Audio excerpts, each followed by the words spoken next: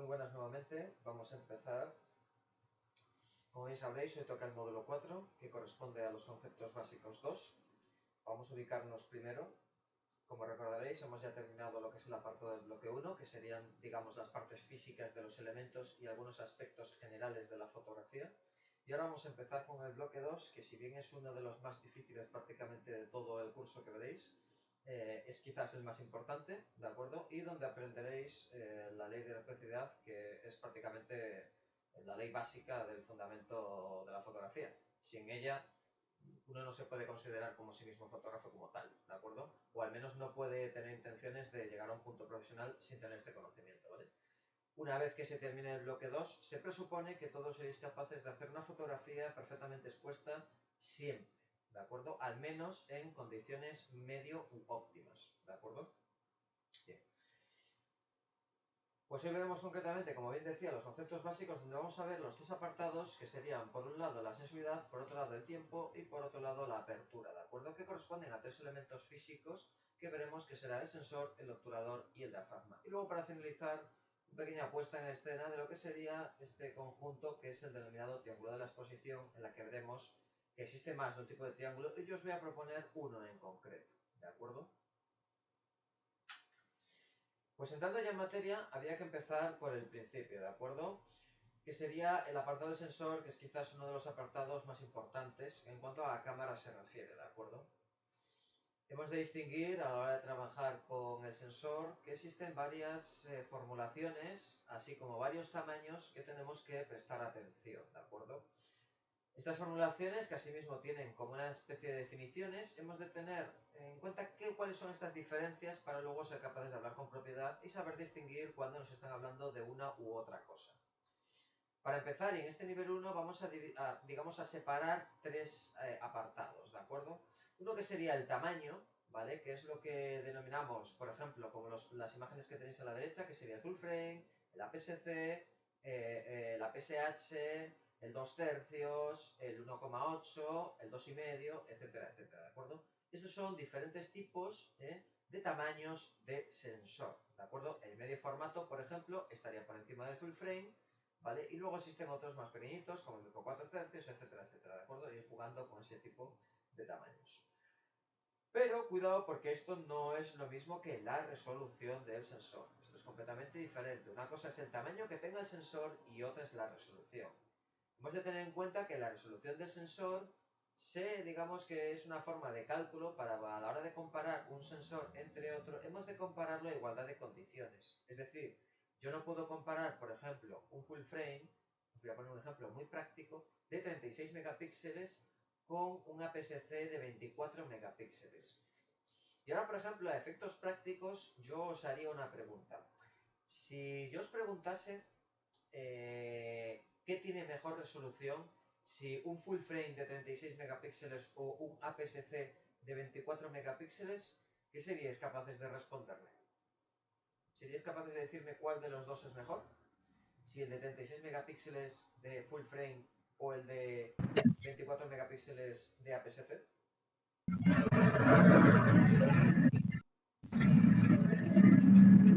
¿Muy atrevido? Para hacernos una idea, habría que ver el tema de lo que son los factores de conversión, ¿de acuerdo? Que si bien eso lo veremos en un nivel 2, ¿vale?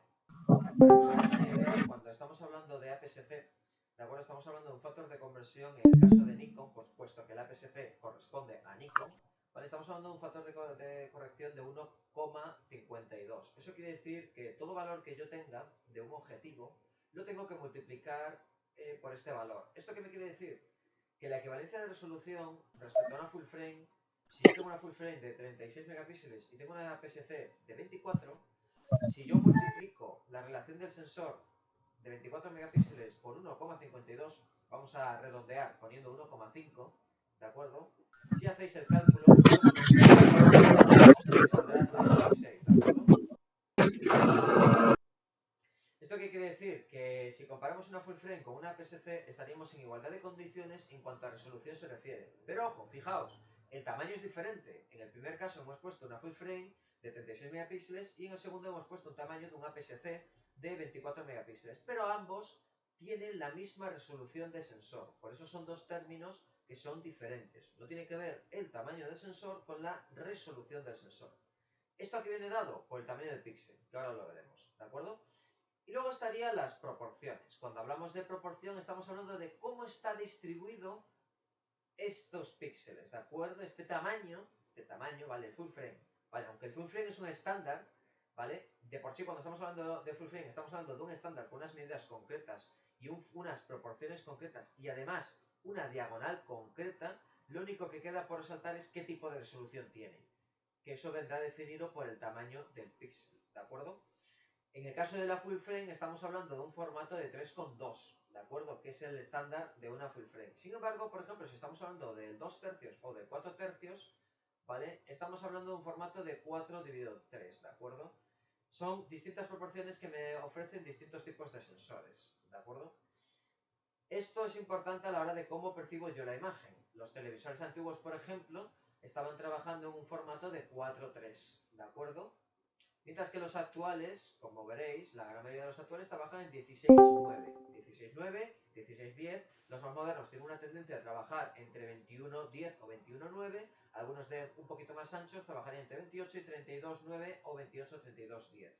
¿De acuerdo? A esto se refiere esta proporción. Es la distribución entre el alto y el ancho que tiene ese sensor, o en el caso de las pantallas también nos serviría, puesto que la proporción vale para cualquier cuadro. ¿De acuerdo? Bien, esto es lo que a proporciones se refiere. Continuando con este tema del sensor, hay que hacer una definición de conceptos, ¿de acuerdo? Para estos conceptos hay que distinguir lo que es señal de lo que es ruido, ¿de acuerdo? A un sensor le llegan dos cosas. Uno es la señal, que es la información significativa que yo necesito para construir un mensaje. Cuando nos referimos a un mensaje no solo nos referimos a algo fotográfico, ¿vale? Para cualquier cosa, ya sea una cuestión de audio, ya sea una cuestión de firma electromagnética, cualquier cosa, ¿de acuerdo? En el caso de la señal, nos interesa esa carga eléctrica, ¿vale? Que va a transportar desde la célula fotoeléctrica hasta una serie de sistemas, ¿de acuerdo? Pero claro, esto lleva consigo otro añadido, que es el ruido, que es todo aquello que acompaña a la señal, pero que yo no necesito para escuchar correctamente el audio. ¿Cómo se compararía esto de una forma práctica? Podemos hacer una comparativa similar con un LP y un MP3. Un LP, mucho que el LP tú escuches mucho, se escuche muy bien, es una calidad de audio, ¿de acuerdo? El LP, que de hecho hoy existen unos tipos de calidad de audio que es LP4, LCD4, etcétera, que son calidades de audio de alta resolución, ¿de acuerdo? Y de alta ganancia en audio, ¿vale? Si yo escucho un LP antiguo, ¿qué es lo que escucho? Escucho un retintineo, escucho una especie de retimbre, ¿vale? Eso es todo una serie de ruido. Cuando yo lo transformo a un MP3, ¿vale? Mucho de ese ruido se pierde, por lo tanto el volumen y el peso del archivo se reduce, ¿vale? Pero me elimino ese ruido, ¿vale? Con lo que escucho perfectamente el audio de mayor o menor manera, ¿vale? En el caso de la imagen, que no ocurre siempre en el caso del audio, cuidado, ¿vale? En el caso de la imagen, la mayoría del ruido lo que me produce es, literalmente, su propia definición, ruido, es decir, cosas que me estorban, ¿vale? Me estorban a la imagen puesto que no la puedo ver con total nitidez, ¿de acuerdo? Esto en sonido quizás no es tan simbólico, porque en sonido muchas veces se busca notar ciertos vibratos o cierta perturbación del sonido, ciertos tonos de fondo, etcétera, etcétera, que se buscan, y se busca cierto lo-fi, digamos, en el sonido para tener cierta percepción, que curiosamente se graban en alta calidad, algo que es un poco contradictorio, pero que así funciona, ¿de acuerdo? En el caso de la imagen nos interesa tener la señal lo más pura posible, eliminando el ruido, ¿vale? Tener presente cómo está compuesto un sensor, ¿de acuerdo? Los sensores pueden estar compuestos de muchas maneras, ¿de acuerdo? Pero vamos a ver la más básica para no liaros. Como yo he dicho, este curso lo baso sobre una cámara muy simple, que sería una D40, y por lo que vamos a basarnos en un sensor básico estándar de una D40, que sería una cámara amateur, como muchas cámaras amateur de otras muchas marcas, ¿de acuerdo? En lo que una célula fotoeléctrica no es esos 4 bloques, realmente es cada uno de esos bloques, ¿de acuerdo? Si veis la célula fotoeléctrica de la izquierda, se compone de 4 cuadraditos, ¿de acuerdo? Y como veis abajo, los tipos de células fotoeléctricas, aunque todo eso parece un bloque, realmente la célula fotoeléctrica es cada uno de esos 4 casilleros en el caso de la izquierda del todo. 5 en los otros 3. ¿De acuerdo? ¿Qué quiere decir esto? Que cada uno de esos es una célula fotoeléctrica. No obstante, cuando hablamos de un píxel, el píxel no se compone por una célula fotoeléctrica, sino por el conjunto de 4 o más células fotoeléctricas. ¿De acuerdo? Que cada una tiene una perceptibilidad específica hacia un color concreto. ¿De acuerdo? ¿Contra un color concreto? No. Contra una frecuencia. No nos olvidemos que el color es una frecuencia. El sensor no entiende de colores, entiende de frecuencias. Por tanto, llevarán cada una de esas celdas, de esas 4 celdas que componen un píxel, tiene una sensibilidad a una frecuencia concreta o un ancho de frecuencias concreta. ¿De acuerdo? Por lo que es más sensible. No quiere decir que no detecte de las otras, sino que es más sensible a esa. ¿De acuerdo? Por lo que intentará frenar el resto que estén fuera de su rango. Y ahora os preguntaréis, qué curioso, porque son 4, pero los colores primarios, ¿vale? Son 3, que sería el rojo, el azul y el verde, que como estuvimos viendo el otro día, cuando vimos la teoría de la luz, es lo que compone, digamos, el formato básico de un RGB. Y entonces nos preguntaremos, ¿y por qué duplica el verde? ¿Por qué está el verde duplicado? Pues eso tiene un motivo muy sencillo. Aunque ya en nivel 2 veremos lo que es el gamut, ¿de acuerdo? Lo veremos un poquito más adelante también, una pequeña reseña, lo que es el gamut, ¿de acuerdo? Dentro del espectro visible, si os acordáis, el verde está aproximadamente en el medio del espectro de la luz visible. Y además es el término medio de lo que el ojo humano percibe. ¿Qué quiere decir eso? Que digamos que el verde es el color al que está más acostumbrado el ojo, ¿de acuerdo? Es el que mejor percibe o el que tiene, digamos, daña menos al ojo, ¿de acuerdo? Siendo los ultravioletas y los infrarrojos más dañinos para el ojo, sobre todo y más en mayor medida los ultravioletas, ¿de acuerdo? Bien, pues ¿por qué los duplica? ¿Quiere decir esto que la señal se divide en 4? No, los duplica y lo que hace es que dobla ese valor, ¿vale? Reciben esos dos sensores y a la hora de hacer el cálculo hace una media de esos dos para sacar el promedio del color verde, o de la frecuencia, o de lo que sería la carga eléctrica del color verde. ¿Por qué? Para tener una fidedignidad de lo que es la imagen, que sea lo más fidedigna posible y que se asemeje lo mayor posible a la realidad, ¿de acuerdo? Puesto que ese compendio intermedio se acercará mucho más a la realidad de la imagen y haciéndola un poco más suavizada respecto al ojo humano, ¿de acuerdo? Si no sería demasiado contrastada y no interesa. Mientras que de los otros dos, tanto del azul como del rojo, solo recibe una de las células fotoeléctricas. Como veis en el panel de la derecha del todo, la malla de una serie de fotocélulas pues quedaría más o menos distribuida así, siendo los rojos y los azules los que quedarían solo con una de por cada píxel, mientras que los verdes tendrían 2, ¿vale? En el caso que os he puesto en la derecha es una celda de 16 megapíxeles, ¿de acuerdo? En el que veis a la derecha, donde tenemos 16 cuadraditos azules, 16 cuadraditos rojos y 32 cuadraditos verdes, ¿de acuerdo?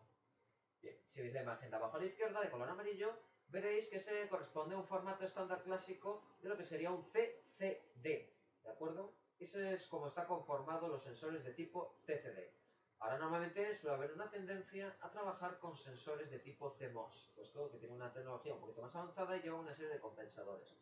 Tenéis un ejemplo, por ejemplo, con el HR, que es muy similar al CMOS, ¿vale? Luego está el SR, que tiene una serie de discrepancias dentro de las propias celdas, ¿vale? Y luego los SR2, ¿vale? Que llevan unos microsensores que sirven para hacer unas diferenciaciones entre la señal y el ruido, ¿de acuerdo?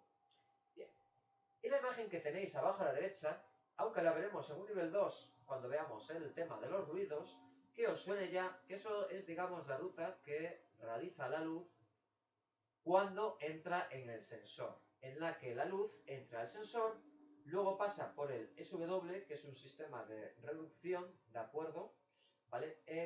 Y tiene una serie de carga, es una carga eléctrica pura y dura, ¿vale? Es completamente eléctrico lo que sale del sensor, pasa por un sistema a lo que se denomina un proceso, por así decirlo, que es el NPRE, que se denominan los noise de pre, el pre quiere decir de preamplificación, y los que están a la derecha, ese más que tenéis a la derecha, son N, que es noise, ¿vale? Ruido otra vez, de post. ¿Qué quiere decir esto? Son los ruidos de preamplificación y los ruidos de postamplificación.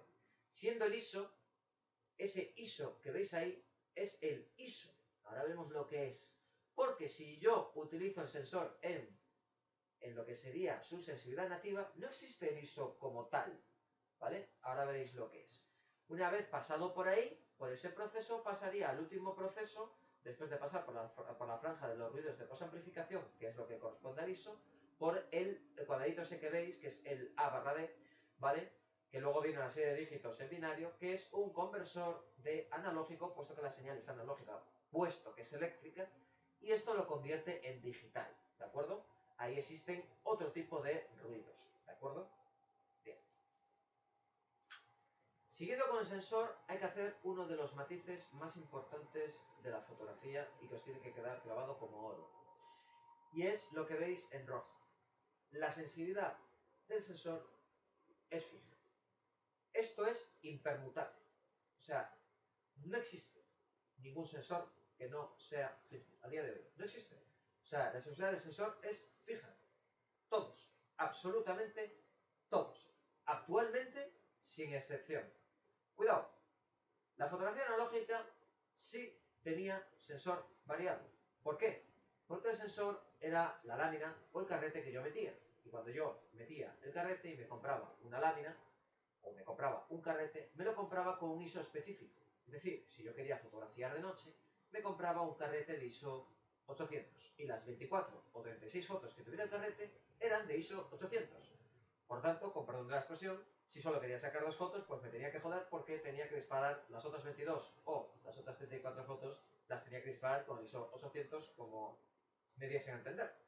¿Vale? Puesto que no podía sacar el carrete, a no ser que queriese perder el resto de las fotos. ¿De acuerdo? Por lo tanto, había una serie de tramas en las que tú podías cogerte pequeños carretes que tenían, incluso, quiero recordar que los había de 6, de 12, que te permitían hacer muy poquitas fotos y poder hacer cambios rápidos de carrete con diferentes sensibilidades. Con las láminas era mucho más práctico porque tú te comprabas un paquete de láminas, vamos a poner por ejemplo una Polaroid, ¿vale? Tú te comprabas las láminas de la Polaroid con un ISO concreto, por ejemplo te comprabas una de ISO 200 y luego te comprabas una de ISO 1600 y tú podías poner una u otra a la hora de fotografiar, aunque venían en paquetes que te venían de 5, 6 o 10 o 12, ¿vale? Tú realmente cargabas solo una lámina o cargabas en la bahía varias, podías cargar varias en la bahía de la Polaroid. Por lo tanto, tú efectuabas la foto, incluso si te sabías la secuencia que ibas a hacer, podías incluso ponerlas en orden si te sabías el orden en el que iban, que eran las primeras que se iban a utilizar en la parte de abajo. Eso ya son cosas de ir jugando, ¿no? En el analógico. En ese momento, el analógico, dado que este film era el sensor como tal, sí que era variable porque al cambiar yo el carrete o la tarjeta o el film o digamos estos paquetes que compraba, ¿vale? Sí que estaba cambiando la sensibilidad porque estaba cambiando el sensor. Lo que no quita lo que está dicho ahí, que es que la sensibilidad del sensor es fija. Evidentemente, si cambio el sensor, si cambio el film, es otro. Por lo tanto, volvemos otra vez a la misma. Incluido en analógico, la sensibilidad del sensor es fija. Porque para que yo cambie y me coja una de 800 o una de 200, estoy cambiando el carrete. ¿Y eso qué es? Es lo mismo que cambiar el sensor. Por lo tanto, es lo mismo que si una cámara tiene una sensibilidad concreta con un sensor y otra cámara tiene una sensibilidad concreta con otro sensor. A la hora de cambiar el sensor, puede cambiar esta sensibilidad porque es un sensor diferente. Pero el mismo sensor, como vengo diciendo, tiene la sensibilidad fija. Esto os tiene que quedar clavado. Cuando estamos hablando de estoy subiendo la ISO, estoy subiendo la sensibilidad, es mentira. Yo no puedo subir la sensibilidad de un sensor. Nunca. No se puede. Es imposible. Porque es una señal eléctrica. Está construido de una manera y no se puede amplificar. Porque dices, no, la luz que le llega la amplifico. Negativo. La luz que llega no se puede amplificar porque la luz es la que hay. Yo no puedo hacer que entre más luz. ¿Cómo puedo hacer que entre más luz? Falseo la luz. Meto yo luz artificial. Esa es la única manera en la que yo puedo meter más luz. ¿Vale? Pero eso no cambia la sensibilidad. Eso lo que estoy cambiando es la iluminación general de la escena. No tiene nada que ver con la sensibilidad del sensor. Bien. Una vez llegado a este proceso, cuando estamos hablando de la ISO, tengo que tener un concepto de relación que existe entre la señal y el ruido, que son los dos valores que hemos visto anteriormente. ¿De acuerdo? Por lo tanto, cuando yo quiero obtener una imagen, he de intentar siempre tener la mejor señal y el menor ruido posible. Pero siempre en un término intermedio. Es decir, si yo no veo la imagen, porque la señal se me deteriora, Quizás en algunos momentos me interesa subir un poco el ruido, siempre y cuando la cámara me lo permita, para tener una escena muchísimo más iluminada, para, aun a pesar de ese ruido, yo siga viendo la escena. ¿De acuerdo? Eso, con los reductores de ruido actuales, te permite subir hasta cierto punto el valor del amplificador sin que la imagen sufra una gran degradación. ¿De acuerdo? Para esto hay que entender dos conceptos. Ya hemos visto los dos conceptos anteriores, que son los de señal y ruido. Ahora había que añadir otros dos, que sería la ISO nativa y la ISO SW. SW es un amplificador, ¿de acuerdo? ¿La ISO nativa cuál es? La ISO real del sensor. Y solo es una. ¿Cuál es? La que cuando yo entro en una página y veo cuál es la ISO del sensor de esta cámara, te dirá las especificaciones del sensor. Si las especificaciones técnicas son un poco dignas y mínimas, ¿vale? Te vendrá el modelo del sensor, ¿vale? Pero al menos te vendrá qué tipo es, si es un CMOS, si es un CCD, si es un FOVE, un X3, te vendrá qué modelo es o qué tipo es, ¿vale? Y te vendrá cuál es su ISO nativa, te pondrá ISO 100, ISO 50, ISO no sé qué. Y luego en el rango te vendrá puesto pues desde ISO tal hasta ISO cual, ¿de acuerdo? Ojo, existe una cosa que se llama ISO base. No lo he señalado en rojo porque no hay que confundirla, ¿vale? Luego lo señalaré en amarillo. No hay que confundirla. La ISO base es la ISO mínima que puede poner la cámara. Pero ojo, no tiene por qué ser la nativa. Me explico. La ISO nativa es la ISO específicamente real del sensor. Mientras que la ISO base, es una ISO que yo puedo poner incluso por debajo de la nativa. Vamos a poner un ejemplo. Yo tengo mi ISO nativa en 200, pero de repente sigo bajando la ISO y resulta que me pone LO 0.3, LO 0.7 y LO 1.0. ¿Qué quiere decir esto? Que me está bajando a 0,3 EVs, es decir, pasos de luz, a 0,7 paso de luz o a un paso de luz por debajo. Por lo tanto, si yo tengo 200 a LO 1.0, LO significa low, es decir, por debajo, un paso de luz. ¿Qué quiere decir? Que en vez de tener 200 de ISO, es como si tuviera 100 de ISO. ¿Cómo lo hace esto? ¿Os acordáis de lo que recibía el sensor? Electricidad, ¿no? Vale, ¿y cómo hago que se reduzca la electricidad? Sencillo, la hago pasar por una resistencia. Pues eso es lo que hace el low, lo hace pasar por una resistencia, ¿de acuerdo? Por lo tanto, si yo tengo la cámara en low y luego de repente artificialmente le meto SW, que es el amplificador de ISO, estoy haciendo una estupidez. Porque primero la estoy pasando por un reductor de ruido, o sea, por un reductor de señal, de carga eléctrica, y luego la estoy volviendo a aumentar, lo cual carece de sentido absoluto, ¿vale? En aquellas cámaras que no tienen low, ¿vale? La ISO base coincide con la ISO nativa, puesto que la más baja que le puedo poner es exactamente la misma que la ISO nativa, puesto que no existe el low.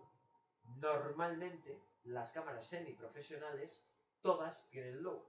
Y por supuesto las profesionales y las sabrás, por supuesto. Pero algunas, o la gran mayoría de las cámaras que son amateur y las de gama baja dentro de de la gama media, los que son de gama baja dentro de los semiprofesionales, ¿vale? No todas tienen el low, ¿de acuerdo? También existe el high, ¿vale? Que es un SW, pero que ya no está amplificado de forma eléctrica, sino que está amplificado de forma digital, ¿de acuerdo? Ya lo veremos más adelante en un nivel 2. Que os suene, ¿vale? ISO SW. Es un amplificador de ganancia de la señal, ¿de acuerdo? Pero cuidado, ¿esto qué es lo que hace? Literalmente hace exactamente lo mismo que un amplificador de audio. Vamos a compararlo. Yo cojo mi cámara y le pongo ISO 800, pero mi ISO nativa es 200. ¿Qué es lo que hace la cámara? Coge la carga eléctrica que recibe el sensor y la pasa por un amplificador, eso es un SW, ¿de acuerdo? La pasa por un amplificador. Exactamente lo mismo que si cojo un micrófono y yo subo el altavoz. ¿Qué es lo que está haciendo el altavoz? Está subiendo la carga eléctrica que tiene el altavoz para que suene más alto. Pero ¿qué pasa cuando estoy subiendo más y más y más el volumen de un altavoz? Que empiezo a oír, ¿qué? Distorsiones. Ya diréis, bueno, pero no en todos los altavoces. Claro. ¿Cómo podemos comparar esto? Altavoces. Existen altavoces peores y altavoces mejores, del mismo modo que existen sensores peores y sensores mejores. Cuanto mejor sea un sensor y más moderno y mejor tenga sus materiales de construcción y mejor esté construido, al igual que un altavoz, cuanto mejor sea la calidad de sus materiales, si tiene bordes de oro, si las conexiones son doradas, si tiene un cable de alta ganancia y si en definitiva tiene una impedancia bastante alta, pues escucharé un sonido en la que yo puedo subir bastante el volumen sin que se me distorsione el sonido. Pues lo mismo le pasa a los sensores. Yo si tengo un buen sensor con un buen sistema de reducción de ruido, eso equivaldría a la impedancia en el sonido, lo que me permitirá es poder subir más en este caso la ISO, la podré subir más sin que se perciba tanto en la imagen. Luego además podré añadirle el reductor de ruido, ¿de acuerdo? Que me hará que la imagen pues no se vea tan degradada. ¿Hasta ahí bien? ¿Sí? Vale. Pues esta amplificación hemos de tener en cuenta que cuanto más yo la subo, peor lo voy a ver. Si os fijáis en la imagen de la derecha, cuando la ISO está en su ISO base, que es ISO 200, la imagen se ve nítida. Según va amplificando la ISO, empezamos a ver un montón de puntitos blancos que rellenan la imagen, ¿vale? Por el sistema de interpolación, nivel 2, ¿vale? No veremos ahora cómo funciona la ISO porque es una pérdida de tiempo, ¿de acuerdo? Pero que sepáis que cuanto más lo vamos subiendo, nos da una falsa sensación de iluminación. Si os dais cuenta, para que realmente se pueda hacer la comparativa, para hacer una comparativa de verdad, tú no puedes coger y empezar a subir la ISO solo, porque estarías falseándola. Tienes que siempre hacerlo cumpliendo la ley de reciprocidad. Es decir, que la iluminación de la escena sea siempre la misma. Y entonces es cuando realmente se puede comparar que tiene ese grano, ¿vale? Que es el efecto de la distorsión de Gauss que genera al meter ISO, ¿vale? Se verá más adelante en un nivel 2. Si veis la imagen de la izquierda, veréis tres supuestos en los que yo tengo la misma ISO en los tres supuestos. En estos tres supuestos, si os fijáis, cuando yo modifico el diafragma, que vamos a ver ahora, ¿vale? Variará cuánto tiempo de exposición para la misma ISO necesito para llenar el vaso. Pensad que el sensor, ¿vale? Tiene que llegar a llenar una imagen, tiene que componer una imagen. Para eso tiene que llenar el vaso. Hay que llenar el vaso para crear la imagen. Si yo tengo la ISO, la misma ISO, ¿vale? Y tengo los mismos valores, siempre tardaré lo mismo. Pero si yo cambio el diafragma es el que yo abro o cierro el caudal, ¿de acuerdo? Cuanto más abierto esté el caudal, yo necesitaré menos tiempo para llenar ese vaso. Es decir, por ejemplo, en el vaso de la derecha del todo, tengo el diafragma muy abierto, por lo tanto me entra mucha luz, en este caso entra mucha agua, por lo tanto solo necesito una 125ª parte de segundo para llenarlo. En el caso del medio, como lo tengo en F8, tengo una apertura media. Por tanto, el vaso, que tiene exactamente la misma ISO, es decir, el vaso tiene el mismo volumen, ¿vale? Que le entra, ¿vale? Pues tardaré una partición, un octavo de segundo, ¿vale? En llenarlo. Sin embargo, el de la izquierda del todo, al estar el circulito del diafragma muy cerrado, es decir, tengo el grifo bastante cerrado y está goteando prácticamente, ¿vale? Tardaré mucho más en llenar el vaso y necesitaré un segundo para que se me componga exactamente la misma imagen. ¿Cuánto es el volumen entero de ese vaso? Pues el suficiente para la imagen, en la iluminación que tiene, quede correctamente expuesta. Lo veremos en la siguiente clase, ¿vale? En el siguiente módulo veremos a qué se refiere con eso, ¿vale? Para que esté correctamente expuesta, ¿vale? Eso es el volumen del vaso. Y yo pondré una ISO concreta que me determinará cuánto es el volumen de ese vaso. Si yo esa ISO la subo, el volumen del vaso será más pequeño, ¿de acuerdo? Será un vaso más pequeño. Pero ojo, ese vaso será más quebradizo y será más distorsionado. Es como que se vuelve opaco el vaso. Por lo tanto, me costará más ver la imagen, ¿vale? Es un vaso que pasa a ser translúcido, ya no es transparente. Cuanto más me acerque a la nativa, el vaso será más transparente y me permitirá ver el líquido mucho mejor. Pues esto pasa lo mismo cuando subo la ISO. Si subo la ISO, es como que yo la imagen la hago translúcida. Es decir, empiezo a verla deteriorada, ¿vale? Tenemos en mente esa comparativa, tenerla en mente, ¿de acuerdo? Como recordatorio, la segunda frase que está puesta en rojo. El SW, es decir, el amplificador, no amplifica la luz que llega al sensor. Nunca. Es imposible, no puedo hacerlo. Ese es el motivo por el que la sensibilidad del sensor es fija. Es imposible, no puedo aumentarla. Es imposible, no puede, porque la luz es la que llega, no llega otra. ¿Vale? La luz es la misma. Tú no puedes amplificar la luz. Para amplificar la luz tienes que o aumentar el caudal, o tenerlo más tiempo expuesto, o tienes que modificar la luz ambiente o la dirección a la que estás viendo para que le entre más luz de fuera. Pero la luz que llega es la que llega. ¿De acuerdo? Una vez llega el sensor, se acabó. Ahí no entra más. ¿De acuerdo? Ahora vamos a cambiar de tercio. Ahora nos iríamos al segundo elemento, que sería el obturador.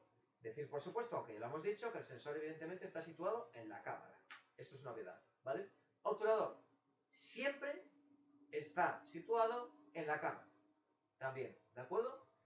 Bien, normalmente está justo enfrente de lo que sería el sensor.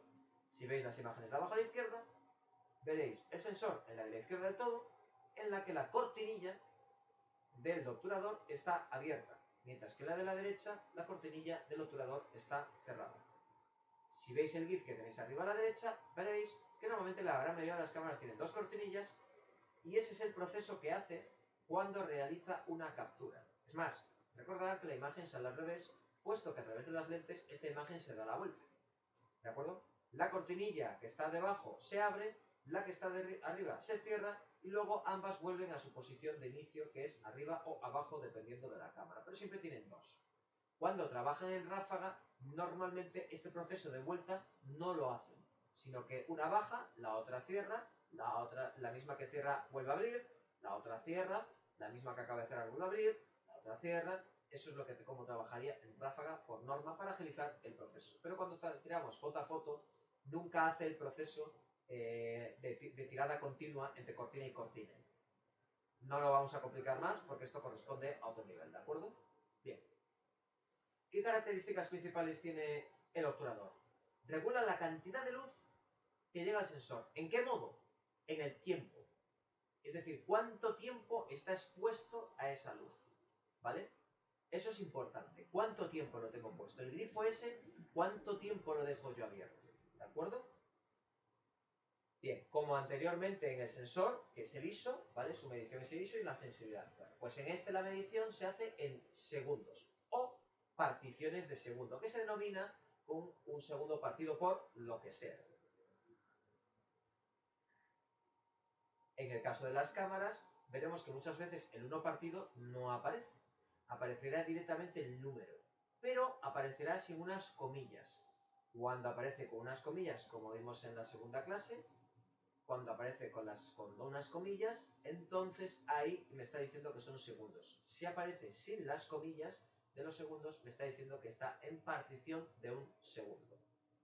Cuidado, porque esto puede ser confuso. Cuando estamos hablando de segundos, si yo tengo más segundos, es decir, los que tienen las dos comillas, ¿vale? A mayor cantidad de número, ¿vale? Lo que estoy es exponiendo mucho más, por lo tanto lo que me llega es mucha más luz. En cambio, cuando no tiene las comillas, ¿vale? Ese número, conforme va creciendo, me está diciendo lo contrario, puesto que son particiones. Estoy dividiendo más veces el segundo. Por lo tanto, si yo no tengo las comillas y tengo, por ejemplo, 250, no es 250 segundos. Me está diciendo que es una partición, es como si cogiese el segundo, lo dividiese en 250 y la foto la tomase en uno de esos 250. ¿Vale? Bien, por lo tanto, cuanto más grande sea este valor, querrá decir que es un periodo de tiempo cada vez mucho más breve. ¿Vale? Por lo tanto, es una exposición más breve y por lo tanto llegará menos luz. ¿De acuerdo? Bien. ¿Qué afecta esto? Un valor bajo, ¿vale? ¿De qué? De segundos, congela el movimiento. Es decir, un valor bajo, acordaos, un valor bajo de segundos. ¿Cuál es la unidad? Segundos. Cuando hablo del valor me refiero a los segundos.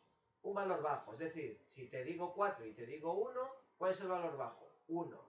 Si te digo 1 y te digo 1 partición de 250, ¿cuál es el valor bajo? 250. 1 partición de 250. Porque 1 partición de 250 es menor que 1. ¿De acuerdo? Eso es un valor bajo. ¿Qué hace? Congela el movimiento. A esto que se denomina, a estos valores bajos, en los que son particiones de segundo, en la que la cámara hace muy rápida la foto, ¿vale?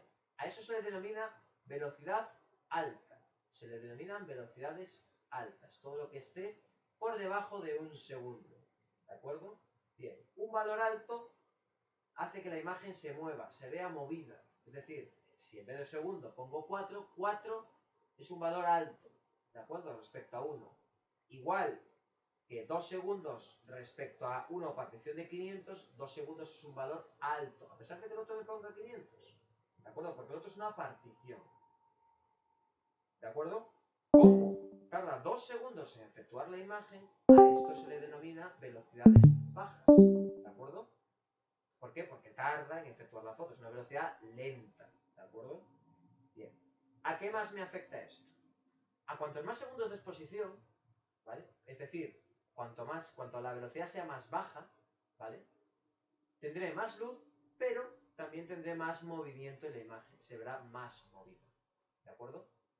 A menos segundos de exposición, es decir, una velocidad alta, ¿vale? Tendré menos luz y también tendré menos movimiento, es decir, que podré congelar la imagen. Para el archivo que voy a pasar voy a darle la vuelta a estos dos para que tengáis la coincidencia con los dos y no os liéis. ¿Vale? Bien.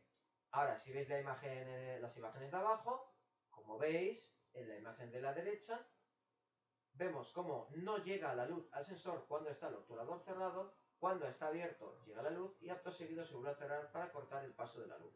Y el obturador es esa pieza que veis en el centro, ¿vale? Y lleva esas cortinillas y lleva una serie de circuitería que la programa. Esa pieza, cuando se estropea, a X cantidad de disparos, se puede cambiar la pieza, ¿de acuerdo? Y la puede cambiar alguien si sabe abrir la cámara, la puede cambiar uno mismo. Si sabe abrir la cámara, que no recomiendo a nadie, si no sabe hacerlo, que lo haga. ¿Vale? Bien. Siguiendo con el obturador, lo que hemos comentado antes. Ahora podemos jugar con el obturador. Es decir, yo puedo tener el obturador para jugar con los tiempos de exposición. Si veis aquí, hay una imagen donde está repetida 5 veces con diferentes exposiciones. El EV, ¿vale?, es la unidad fundamental de exposición, que se llama valor de exposición, siendo 0 lo que se considera una correcta exposición, siendo los positivos una imagen que está, digamos, quemada, ¿vale?, y siendo los negativos una imagen oscura o velada, ¿de acuerdo? Bien, velada en digital, cuidado, no confundirla con la analógica. Bien, como podéis observar, conforme más EVs, es decir, más pasos de luz tiene, la imagen se ve más iluminada. Cuantos menos EVs, es decir, menos pasos de luz tiene, se ve la imagen más oscurecida. ¿De acuerdo? Esto lo puedo variar con el tiempo. Si pongo 2 EVs en el tiempo, me saldrá más. Por ejemplo, ¿qué son 2 EVs en el tiempo? Si 0 es 1 segundo, 2 EVs serían 4 segundos. ¿De acuerdo? 1 sería 2, porque es el doble, y 2 sería 4. ¿De acuerdo? ¿Qué sería menos? Medio segundo sería menos 1 EV, ¿vale? Y un cuarto de segundo sería menos 2 EV. Eso serían distinciones de tiempo.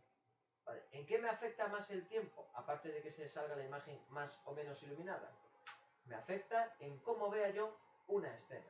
Recordad que todas estas imágenes que os estoy enseñando, en el anterior se ha descuidado y no se ha no se ha cumplido la ley de la reciprocidad para que se vea que la imagen se vuelve más clara o más oscura. En cambio, en esta se ha respetado la ley de reciprocidad, es decir, se ha mantenido la imagen con la misma exposición, haciendo un cambio de valores, porque hay una relación entre el tiempo, ¿vale?, la ISO, ¿de acuerdo?, y la obturación. Estos tienen unos valores intermedios en los que, jugando con ellos, yo puedo tener todo el rato la misma iluminación, o al menos aparente, ¿de acuerdo?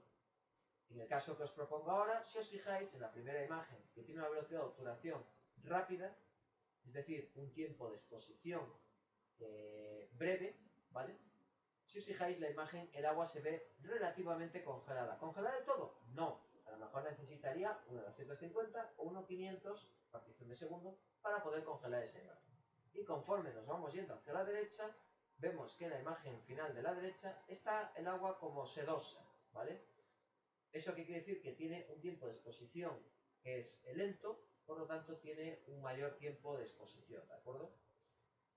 Esto me permite hacer ese efecto tan clásico en lo que se ve la imagen movida, ¿vale? Pero no es lo mismo ver una imagen cualquiera movida que ver ciertos elementos movidos como puede ser una cascada, que a estos efectos se le denomina efecto seda, ¿de acuerdo?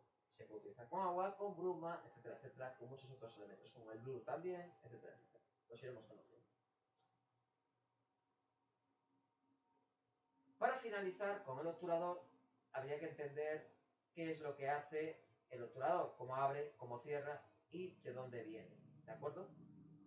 El tiempo de exposición, ¿vale? Por cierto, me vais a perdonar porque la traspa está mal, ¿vale? Esto es el obturador y lo que he puesto aquí es diafragma, ¿de acuerdo? Permitidme un segundo, que os lo voy a cambiar ahora mismo, y se me ha colado en la traspa. Vale, un segundo.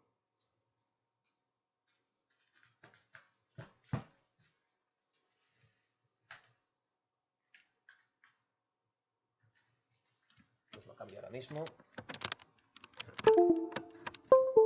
Para que no lleve a confusión a nadie.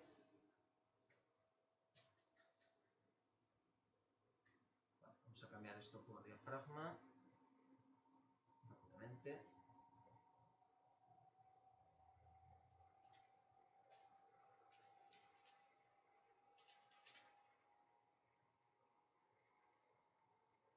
Vale.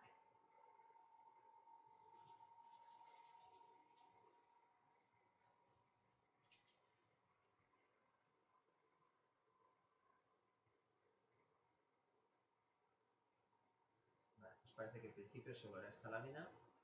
Vale, continuamos. Un segundo que todavía es indirecto.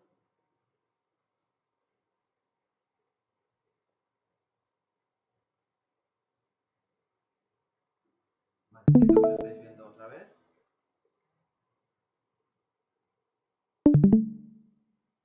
Ir entrando otra vez.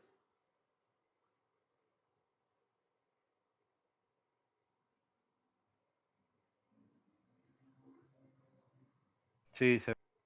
Vale, se ve, ¿no? Vale. Diafragma. Era esta la única traspa que estaba cambiada. Vale. Ahora pasemos al diafragma, ¿de acuerdo? Bien, el diafragma es quizás uno de los más complicados. De hecho, del mismo modo que entender la ley de reciprocidad es un tercio de la fotografía, aprender a manejar el diafragma es prácticamente otro tercio. Y todo lo demás es el restante del tercio.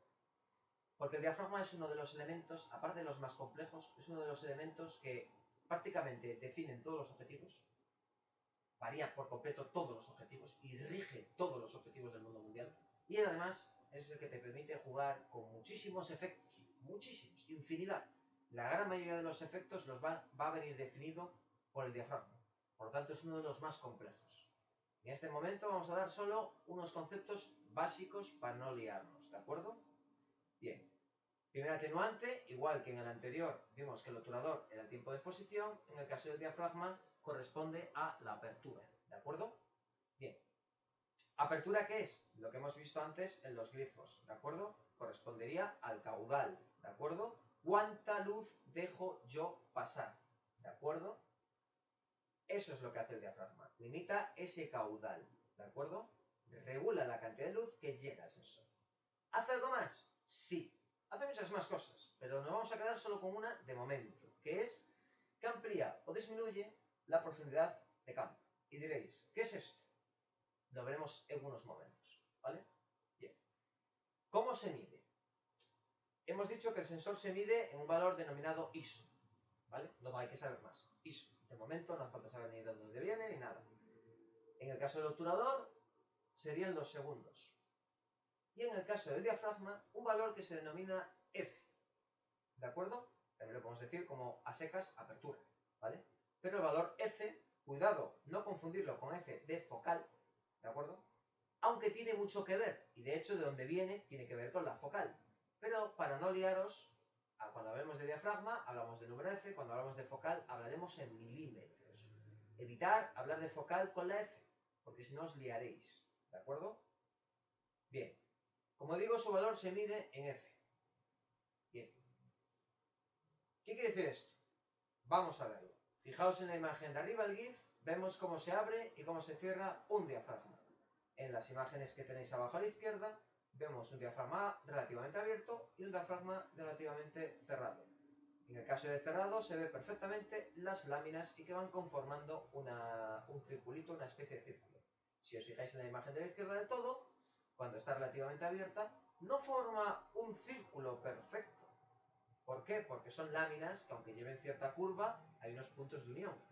Cuanto más abierto esté el diafragma, el círculo se hará más evidente. Todo lo contrario del GIF, que es un truño de GIF, porque las líneas son rectas. Pero bueno, si os veis en la imagen auténtica, veréis que tiene cierta curvatura. ¿De acuerdo? Tanto la del GIF como el GIF que tenéis en el medio abajo, como los de la izquierda. Bien. Esa calidad, y así es como se mide, entre comillas, la calidad de un objetivo en cuanto a lo que se denomina limpieza del bokeh o precisión del bokeh, o lo bueno que es por norma un objetivo. Cuantas más mirillas de estas lleve, por norma, mejor es el objetivo. Esto no es algo fijo, es algo sui generis. Puede ser, puede no ser, pero normalmente, en la mayoría de los casos, cuantos más láminas de estas lleva, mejor es el objetivo, de acuerdo a igualdad de condiciones. Bien. ¿Qué me quiere decir este valor F? Yo tengo un valor F que me lo va a decir con un número, X. El número puede ir desde 1 hasta, yo que sé, muchos, ¿vale? Vamos a poner un valor F, el que sea. Un valor F bajo, es decir, una numeración baja, se denomina, por ejemplo, 1, 2, 3, 4, 5, 5,3, 4, 5,6, 4,2, ¿vale? Es un diafragma abierto. Un valor F alto, por ejemplo, 10, 12, 16, 22, 32, 36, ¿vale? 45, ¿vale? Eso es un valor alto de F, pero es un diafragma cerrado. ¿Qué quiere decir esto? En el caso del diafragma, el valor es inverso. Es decir, a mayor número, el diafragma está más cerrado. ¿Por qué es esto? Esto sigue una ley de la partición del círculo, ¿de acuerdo? Entonces el F está muy relacionado con cuántas veces se divide el círculo. Y además sigue una regla, ¿de acuerdo? Ya la explicaremos. No es el momento. Cuando veamos la ley de reciprocidad lo explicaremos, ¿vale? Pero que os quede ese detalle. Un valor F bajo, es decir, 1, 2, 3, sería un diafragma abierto, es decir, un caudal amplio, deja entrar mucha luz. Un valor de F alto, por ejemplo, 10, 11, 16, 20, 30, ¿vale? Un valor alto es un diafragma cerrado, es decir, el grifo está bastante cerrado, gotea, deja entrar poquita luz, ¿de acuerdo? Bien. Además, este valor, cuando el valor de M es, del F, perdón, es mayor, ¿de acuerdo? Además de que entra menos luz, puesto que, como he dicho, un diafragma cerrado hace que entre menos luz, esto al igual que os he dicho antes, le voy a dar la vuelta para que sea más fácil de entendimiento y lo podáis asociar, ¿vale? Además, cuanto más cerrado esté el diafragma, esto que veis aquí en la imagen del medio, cuanto más cerrado esté, más profundidad tendré de campo. Ahora vemos lo que es. Y cuanto menor es el valor de F, es decir, 1, 2, 3, ¿vale? Tengo más luz, pero también tendré menos profundidad de campo, ¿de acuerdo? Bien. Además, vamos a ver dos detalles más. Las dos imágenes que tenéis abajo a la derecha, tanto la que está a la derecha del todo como la que está abajo, que es un GIF, ¿vale? Si os fijáis, hay dos valores. Una que es la profundidad de campo, que es la que está ahora mismo, ¿vale? Que conforme se va cerrando, va siendo cada vez mayor, hasta el punto en que está completamente cerrada, que es su máxima. Pero fijaos ahora.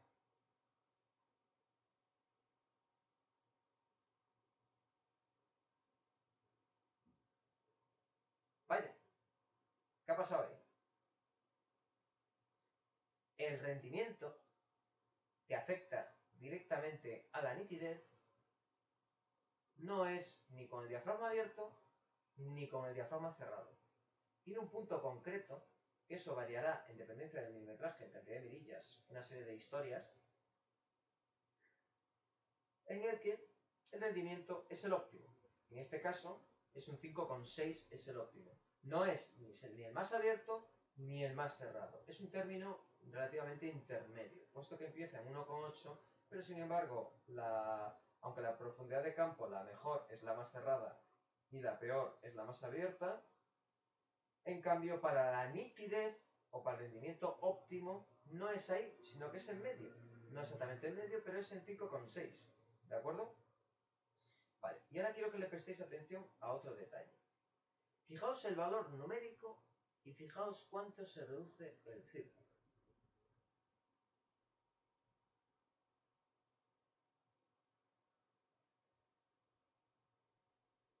Parece que conforme va haciéndose el círculo más pequeño, los saltos entre los números son más grandes, pero la del movimiento de círculo son cada vez más pequeñas.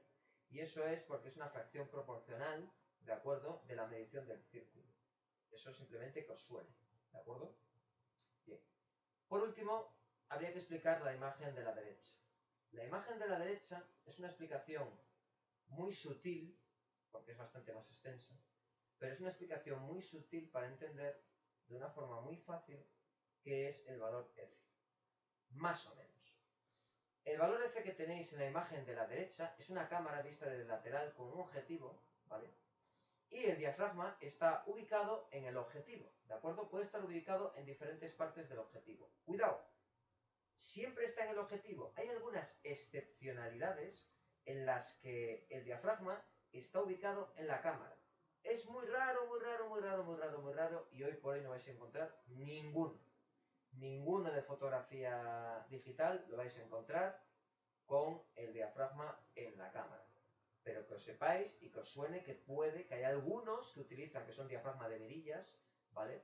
Es prácticamente como si fuera el obturador de mirillas, existen obturadores de mirilla, y hay diafragmas que algunos están ubicados en la cámara, ¿de acuerdo? Pero es muy raro, es una excepcionalidad, ¿de acuerdo? Bien. Pues este circulito que veis aquí, si contáis, hay 4. Bien, ¿qué significa eso? ¿Veis el circulito este que hace el GIF que está arriba? Bueno, pues cuando está por F4, aproximadamente... Ahora, se traza un círculo tocando los bordes interiores, ¿vale? Se traza un círculo, ¿vale? Un círculo medio, ¿vale? De lo que es el diafragma, ¿de acuerdo?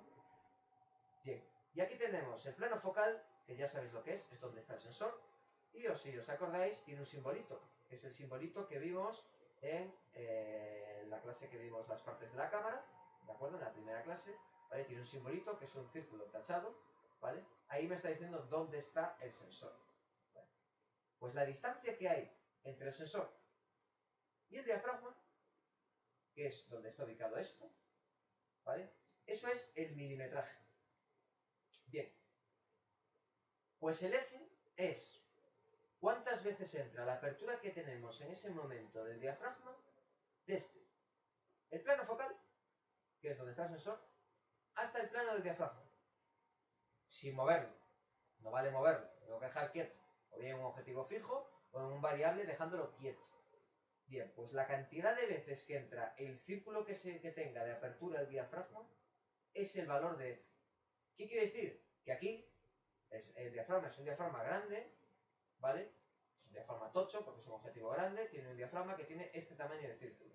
Pues yo voy pegando el círculo una vez, 2 veces, 3 veces, 4 veces, que van desde el sensor hasta el diafragma. ¿Qué quiere decir esto? Que el valor de F es 4. ¿Y si tuviera 5 y un poquito más? Pero ese sexto, está un poquito más de la mitad, pues es el 5,6. Porque te parte uno de los círculos y te lo deja un poquito menos de la mitad por completar. Pues eso sería el famoso 5,6. ¿De acuerdo? ¿Veis la idea, no? Cuidado, esto es la forma fácil. Vamos a llamarle la forma de colegio de entender el valor de F. Hay una explicación bastante más compleja, que es de dónde sale realmente, ¿vale? Que es matemática, que lo veremos en un nivel 2. ¿De acuerdo? Pero esta regla se cumple, por lo tanto, nos vale. ¿Se cumple siempre? No. Pero en los casos en los que se cumple, no os va a afectar. Por lo tanto, no interesa ahora mismo ver cómo se saca completamente, ¿de acuerdo? Que os quede esa idea, ¿vale? Controla el caudal, es decir, el paso de luz que entra, y disminuye y aumenta la profundidad de campo, que es lo que vamos a ver ahora, que su valor más bajo, es decir, 1, 2 y 3, es que entra más agua, ¿vale? Y que su números altos, como 10, 16, 32, está el grifo muy cerrado, por lo tanto entra poquita agua, ¿de acuerdo? Acordarse también que la profundidad de campo aumenta cuanto más cerrado esté el diafragma, es decir, cuanto el valor de F sea más grande, acordaos que es inversamente proporcional, ¿vale? Es decir, si tengo 32 y es el máximo de mi cámara que puedo cerrarlo, esa es la máxima profundidad que voy a poder tener. Y luego está el rendimiento, que es lo nítido que va a ver la imagen, la ausencia de distorsiones, ¿de acuerdo? Vale, eso sería un valor intermedio, tiene un cálculo, ¿vale? No lo vamos a ver ahora, pero tiene un cálculo, ¿vale? Bien, y por último, ese detallito de que el valor de F se calcula midiendo cuánto es la apertura esa y cuánta distancia, cuántas veces me entra ese círculo desde el sensor hasta el diafragma, ¿de acuerdo? Ahora, ¿qué es la profundidad de campo? Por encima, porque esto hay clases enteras de esto, ¿de acuerdo? Bien. Profundidad de campo. Cuando yo abro y cierro el diafragma, hay una serie de valores, ¿vale?, que afectan en la curvatura de la imagen. Esto hace que hay unos discos que se denomina CCM, que es el círculo de confusión mínimo, ¿vale? Que ese es como un plato, ¿de acuerdo? Es como una especie, imaginaos un plato. Voy a hacer un dibujo para que esto se vea más claramente, ¿de acuerdo? Voy a abrir un Paint y vamos a ver esta explicación en un dibujo para que se vea mucho más claro.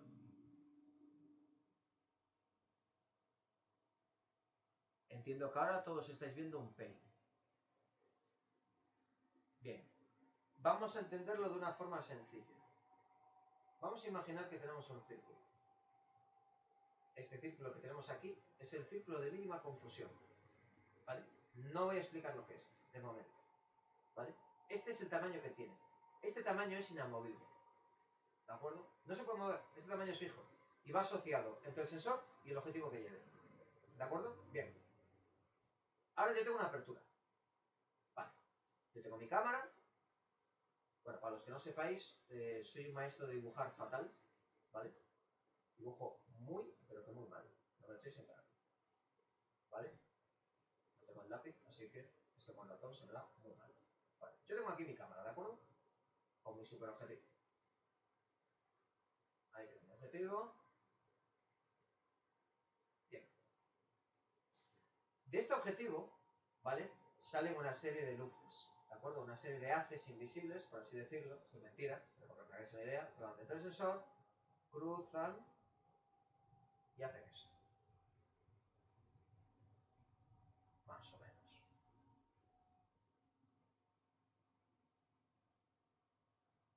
Algo así. ¿De acuerdo? Bien. Esto es cuando la cámara no está apuntando a nada. ¿De acuerdo? Pero cuando apunto a algo, este punto central se desplaza. ¿De acuerdo? ¿Qué es cuando apunto a algo? Lo vimos en la clase, en el segundo módulo, que es el enfoque. Por lo tanto, yo voy a apuntar a esta distancia. Esta distancia son, yo qué sé, 100 metros, por ejemplo. ¿Vale? 100 metros. Entonces, ¿qué es lo que hago yo? Yo tengo aquí desde mi sensor, sale mi tirada y mi cruceta más o menos, esto a ver cómo me sale, ya veremos a ver cómo me sale. ¿Vale? Más o menos, una cosa así. Ahí. Ahí, más o menos. Habría que trazar una línea recta para ver esto, pero bueno. Y desde aquí sale otro, ¿vale? Y cruza más o menos en los 100 metros. Vale. ¿Qué es este círculo de confusión? Pues bien, cuando yo abra el diafragma, esta apertura podrá variar de esto que estáis viendo aquí a esto que voy a dibujar ahora.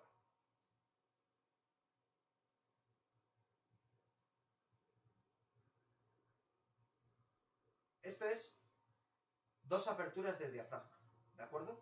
Ahora lo estoy haciendo exageradísimo, ¿vale? Para que se vea, ¿vale? Una apertura, digamos que es esta, y otra apertura es esta. Esto es una exageración lo que acabo de hacer, ¿vale? Pero es para que entendáis el concepto. Esto es el diafragma. ¿Cuánto está abierto el diafragma? ¿De acuerdo? ¿En qué me afecta? Me afecta en lo siguiente. El círculo mínimo de confusión, que es esto, es un valor que viene predefinido automáticamente con el sensor que tengo y el objetivo que estoy utilizando.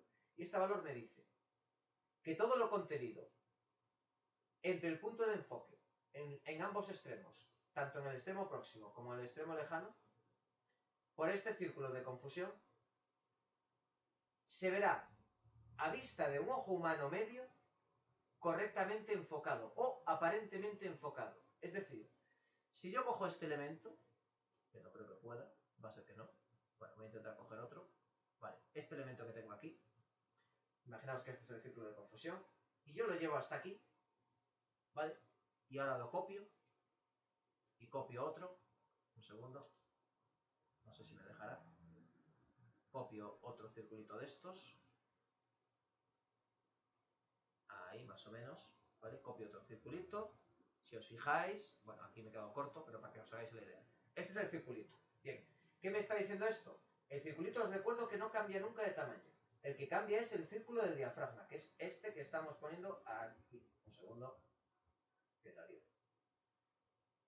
Esto es el diafragma. Esto es el diafragma, ¿vale? Y esto es el círculo de confusión. Esto es el círculo de confusión, ¿de acuerdo?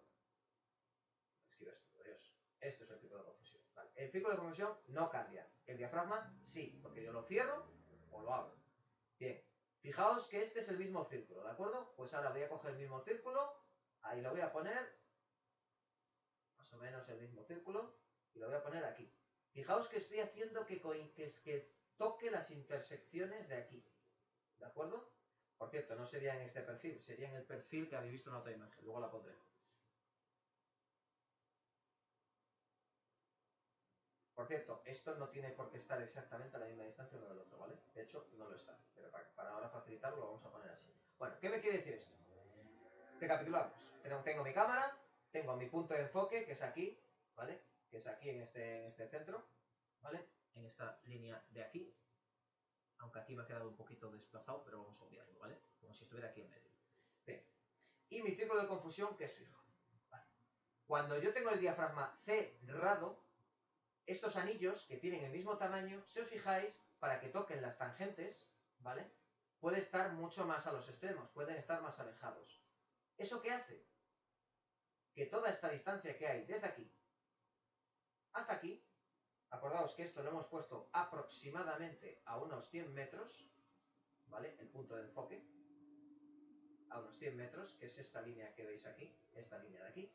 Bien, pues quiere decir que tengo toda esta línea, la tengo enfocada desde un círculo de confusión hasta el otro círculo de confusión. Por lo tanto, aquí a lo mejor tengo, si esto está a 100 metros, tengo, pues vamos a poner que son 200. Es mentira esta distribución, porque realmente es un tercio por delante y 2 por detrás, pero para ahora nos vale. Bien, ¿qué ocurre si yo abro el diafragma? Al abrir diafragma, como el círculo de confusión tiene el mismo tamaño, se queda más cerca porque si yo lo abro, si abro las aspas, este círculo que tengo yo aquí, este círculo, que es el mismo que tengo yo aquí, más o menos, este mismo círculo, aquí, si lo pongo a la misma distancia, no está tocando las tangentes, por lo que tengo que acercarlo hasta que toquen las tangentes, que es aquí, ¿de acuerdo? Bien, pero ojo, aquí ya cambia la cosa. Aquí la distancia enfocada va, como he dicho, desde un círculo de confusión hasta el otro. Por lo tanto, aquí solo tiene desde aquí hasta aquí. Que si bien esto eran desde la cámara hasta aquí 100 metros, si empezamos a hacer aquí particiones y cálculo, vamos a poner que aquí pues hay, yo qué sé, aquí habrá 20 metros más o menos, un quinto, y por detrás pues otros 20 metros, que no es del todo así, pero bueno. Por lo tanto tenemos un total de 40 metros enfocados. Fijaos la jugada. Si yo tengo un diafragma cerrado, aquí tengo 200 metros de campo enfocado. A esto se llama profundidad de campo. ¿Cuánto tengo enfocado? Con el diafragma cerrado tengo 200 metros de profundidad de campo. Con el diafragma abierto tengo 40 metros de profundidad de campo. ¿De acuerdo? Eso es la profundidad de campo. Visto en la imagen que hemos visto anteriormente, ¿vale? De la traspa, ahora la vais a entender. Si vais ahora, veis la traspa de ahora, veréis que hay un diafragma abierto a la derecha, tiene un punto de cruce en el sensor, otro punto de que se abre cuando pasa por el diafragma y se vuelve a cruzar en el punto exacto del enfoque, que os recuerdo que es una distancia exacta. Si os fijáis en el círculo de confusión, que es lo que está a cada extremo de estas líneas azules, donde pone profundidad de campo, si os fijáis, ese circulito es el mismo tanto arriba como abajo, pero se desplaza porque tiene que tocar la tangencial, mientras que en el F2 esta separación de las cruces es mayor, por lo tanto los dos circulitos están más cerca, por lo que la profundidad de campo es menor, es decir, la distancia que yo tengo enfocada es menor.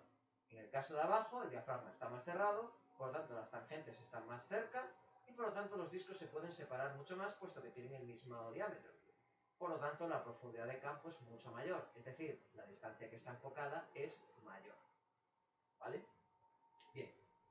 ¿Esto a qué afecta también? Afecta a las aberraciones, que es la imagen que tenéis abajo a la derecha. Esto afecta a las aberraciones. Cuanto más cerrado tenga yo el diafragma, más distorsionada veré la imagen. Esto afecta directamente a la nitidez.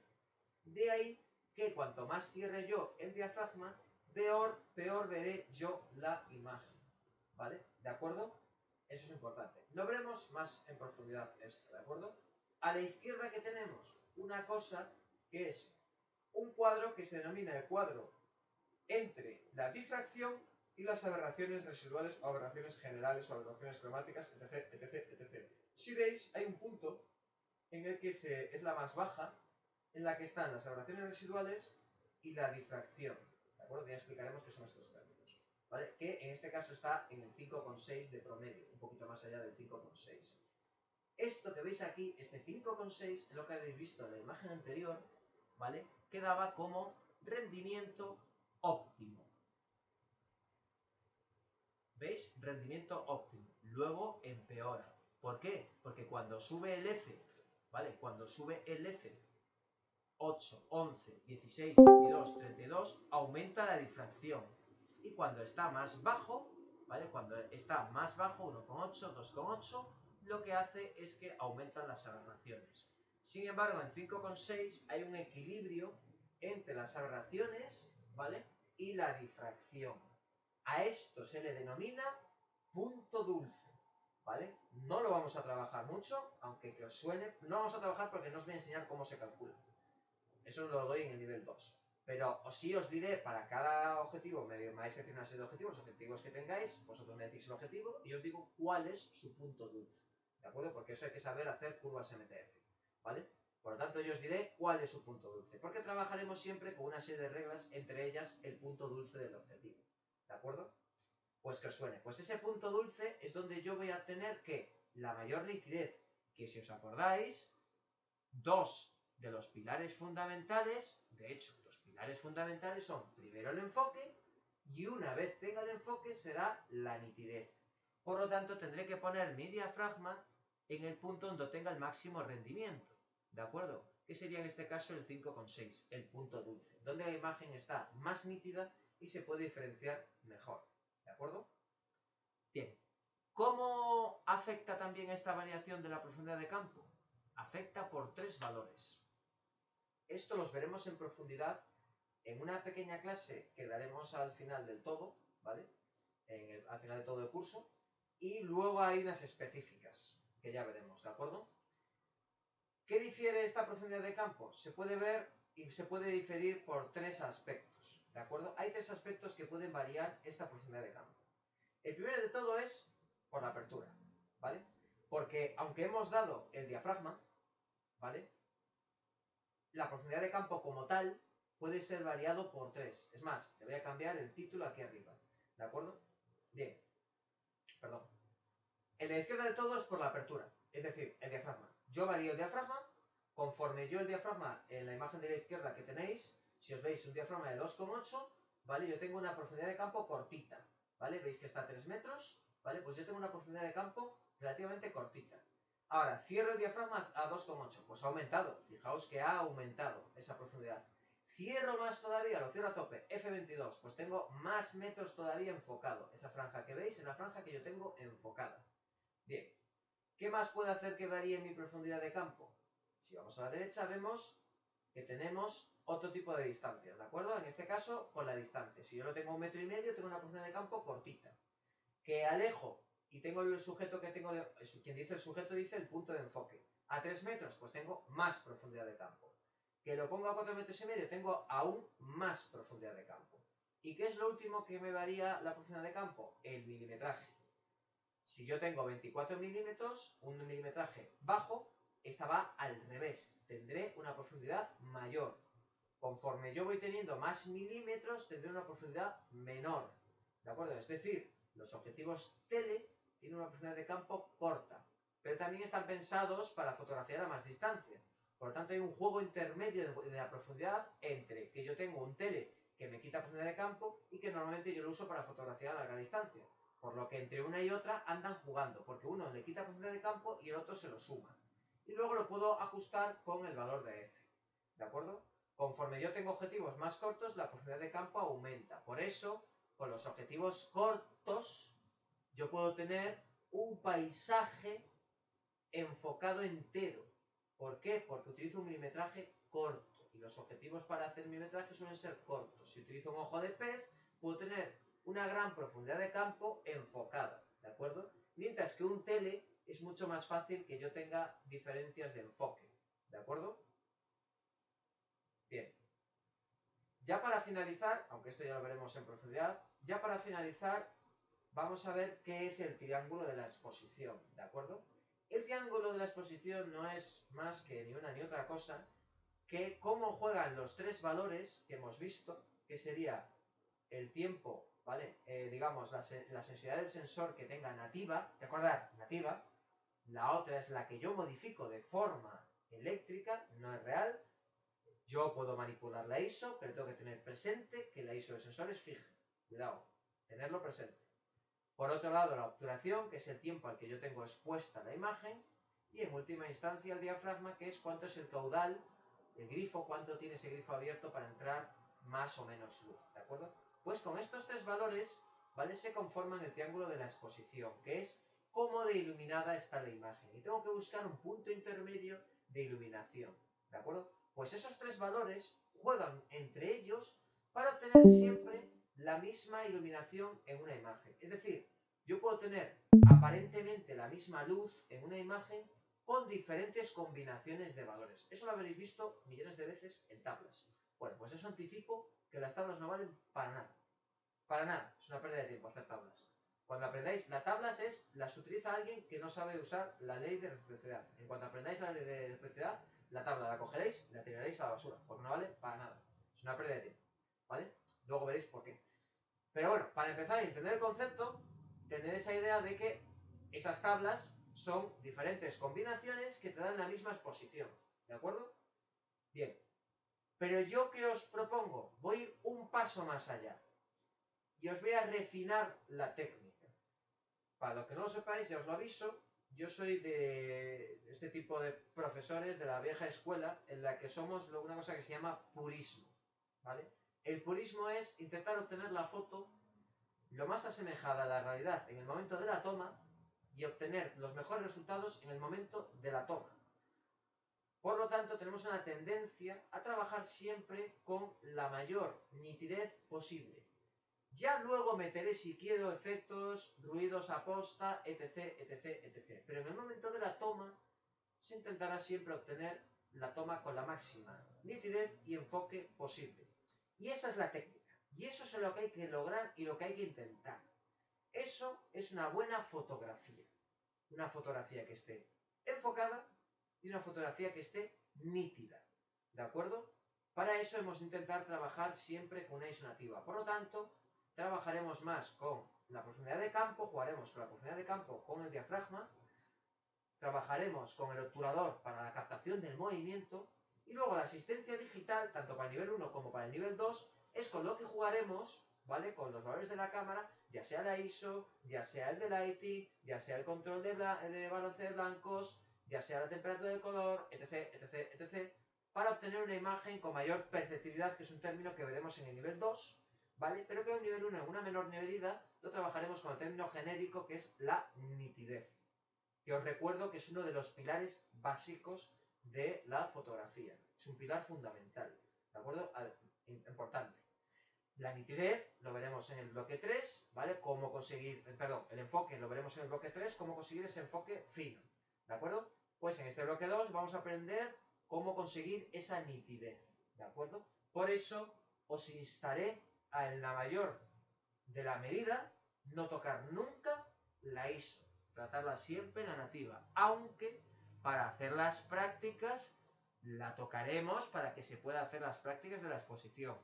Pero cuando vayáis a hacer vuestras fotos, ya veremos en los ejercicios teóricos que veremos, que es muy fácil, ¿de acuerdo? De hecho, más fácil que el diafragma. El diafragma es un poco complicado.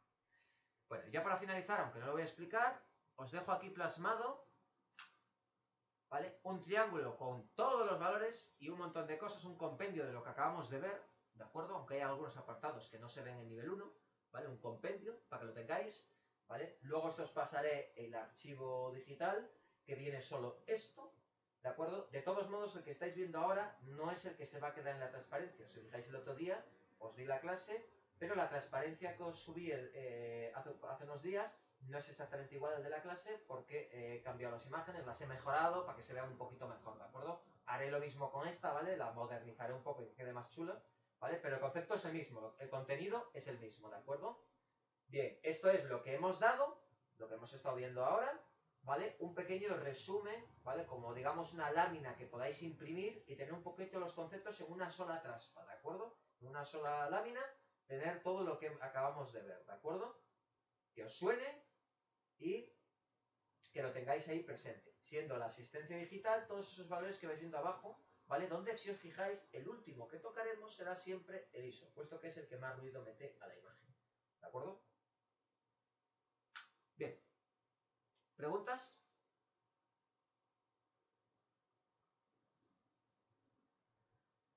¿Alguna pregunta con esto? ¿Dudas, ruegos, sugerencias? Vale, pues en principio subiré como siempre la clase, ¿de acuerdo? Dime. ¿En qué punto influye la contaminación lumínica con respecto? Contaminación lumínica. La contaminación lumínica es lo que se conoce en los ruidos, cuando veamos el tema de los ruidos, ¿de acuerdo? Dentro del apartado de ruidos, ¿vale? En la lámina esta que os he puesto aquí, veremos esta imagen que está abajo a la derecha, la veremos en profundidad, ¿de acuerdo? El caso que tú me dices, que es la contaminación lumínica, afecta a lo que es el noise preamplification, ¿vale? El noise preamplification, que son los ruidos de preamplificación, es decir, antes de que amplifique o no, ¿vale? La sensibilidad no, cuidado, la ISO, que dentro de la significado pone sensibilidad, ¿vale? ¿Qué me afecta? Es uno de los ruidos. Lo veremos en un nivel 2, ¿vale? Lo que existía en nivel 2, lo veremos en un nivel 2, y es un ruido que se denomina el ruido fotónico, ¿de acuerdo? ¿En qué me afecta? Me afecta en que me meterá me meterá ruido metiéndome una iluminación que no es real, ¿vale? Una iluminación que no es real en un punto que no es real. Es decir, cuando yo tengo una lámpara, si yo expongo mucho y la lámpara es cálida, yo con mi ojo humano que tiene un tiempo bastante rápido, yo veo una imagen y la veo, pues veo una serie de tonos. Pero cuando hago una exposición relativamente lenta, ¿vale? Una exposición lenta de 1 o 2 segundos, a lo mejor esa imagen, si tengo una lámpara amarilla, se me va a inundar de color amarillo. ¿Por qué? Porque esos fotones, aunque no no tiene ni que estar la lámpara cerca, o sea, la lámpara no tiene ni que estar dentro de mi cuadro. ¿Qué va a hacer? Va a inundar todos los objetos de la escena porque me van a entrar tanto por rebote sobre los objetos como por los laterales de mi lente, me va a entrar esa luz amarilla y me va a colorear toda la imagen de amarillo. Eso es lo que se conoce como contaminación lumínica, pero de una forma técnica se le llama ruido fotónico, ¿de acuerdo? Es más, fíjate, y esto, aunque parece de ciencia ficción, os aseguro que es auténtico, una fotografía está fotografiando lo que tienes delante y lo que tienes detrás de ti. Esto parece absurdo, ¿no? Dices, ¿pero qué me está diciendo este? Pues sí, que sepáis que la luz que está percibiendo el sensor, cuando saca una foto, está percibiendo lo que tiene delante, lo que está fotografiando dentro de vuestro cuadro y todo lo que está fuera del cuadro, incluido lo que está detrás de la propia cámara. ¿Qué pasa? Que la cantidad de luz rebotada que rebota y rebota y rebota y rebota y llega al sensor y que puede impactar en un punto constante, porque al final lo que forma un píxel es lo que te va a definir una imagen con un conjunto de píxeles. Eso, para que eso se forme, tiene que llegar una cantidad de fotones, ¿vale? Con una frecuencia concreta, ¿vale? En un mismo punto, con una misma frecuencia constante para que formen ese píxel, ¿de acuerdo? Entonces, ¿qué pasa? Que ese valor, cuantos más fotones impacten, digamos que da prioridad sobre otros. No es lo mismo que yo tenga un objeto a 1 metro que me va a estar todo el rato impactando, digamos que la luz viaja a cierta velocidad y esos fotones, pues a esa velocidad que viaja, pueden impactar 800 billones de fotones. Mientras que la imagen que tengo a la espalda tiene que rebotar primero en una pared y luego rebotar sobre el objeto y luego volver otra vez a la lente. O entrar en la lente lateral. Pero es que además, aún por encima no va a viajar en línea recta, porque todos los objetos se emiten en todas las direcciones. Por lo tanto, no, ¿cómo te diría? Cuando tú estás haciendo una foto, realmente todos los objetos que están emitiendo un píxel. O sea, lo que está recibiendo en un mismo píxel tienes información de absolutamente una esfera completa de los 360 grados, de una esfera completa de información. Lo que pasa es que ¿cuál gana? La que tiene el recorrido más corto, que es el objeto que tienes inmediatamente delante. ¿Entiendes la jugada? Sí, sí. Es que, por ejemplo, a ver, se consideraría contaminación lumínica. Imagínate que hay una modelo o en cuestión, ¿no? Y hay una pared. Y imagínate que la pared es roja, ¿vale? La luz va a rebotar directamente. Ahí tienes un ruido fotónico producido por rebote.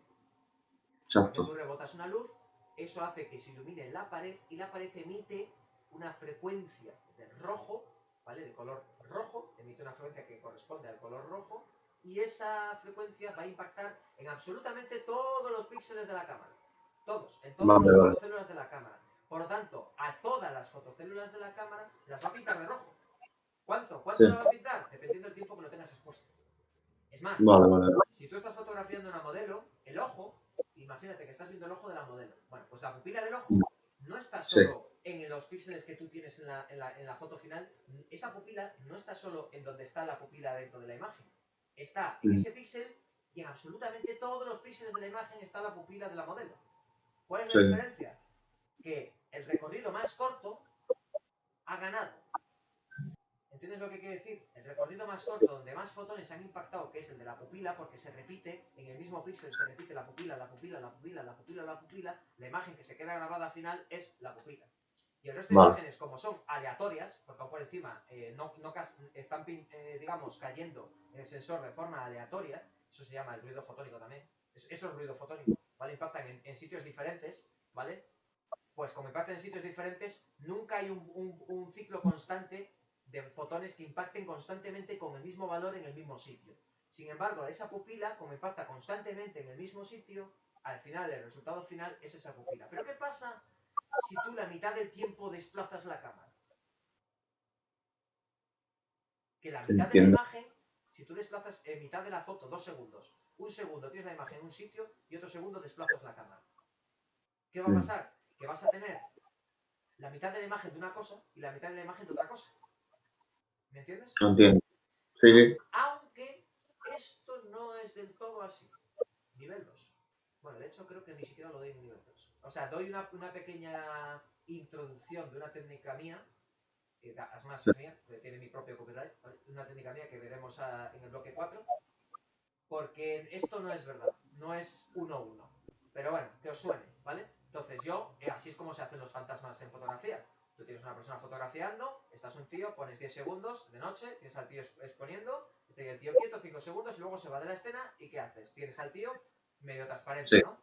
Bien. Esa fantasmación se hace jugando con digamos, con un glitch de la cámara del tema del ruido fotónico, porque es un ruido residual que se queda de la imagen, ¿de acuerdo? Eso sería un ruido fotónico pero intencional, ¿de acuerdo? Vale. ¿Alguna pregunta más? Todas estas cosas las iremos viendo con más detalle y según vamos avanzando. Por nivel 1 tampoco hay que profundizar tanto, ¿vale? Sí, yo que tenía la duda y digo, ¿sabes? Sí. Todas las dudas no vais cargando todas en el apartado de consultoría, ¿de acuerdo? Y ahí todas las dudas que tengáis, según vais viendo el vídeo o lo volvéis a ver en YouTube, lo volvéis a ver y vais dejando ahí todas las dudas. ¿Alguna duda más al respecto? ¿Alguien más tiene alguna duda? Bueno, pues en principio doy por finalizada esta clase.